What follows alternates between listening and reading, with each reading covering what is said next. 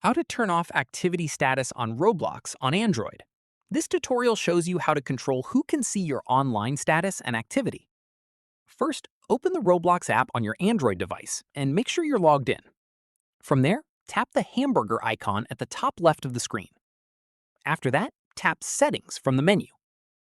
At this point, tap Privacy and Content Restrictions. From here, tap Visibility and Private Servers. Following this, tap Visibility to open your online status settings. After that, you'll see online status set to everyone by default. Tap on it and change it to Friends if you only want your friends to see when you're online, or select No One if you want to hide your online status completely from everyone from here. Just below that, you'll see Who can see my current game. This controls whether others can see which game you're currently playing. At this point, set this to Friends if you only want friends to see it, or No One to hide it from everyone entirely. Following this, scroll down and you'll see a toggle for Share Activity Updates. This allows your friends to receive notifications about your recent in-game activity.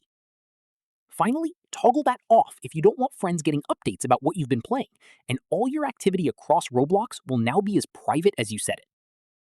That's how you turn off activity status on Roblox on Android.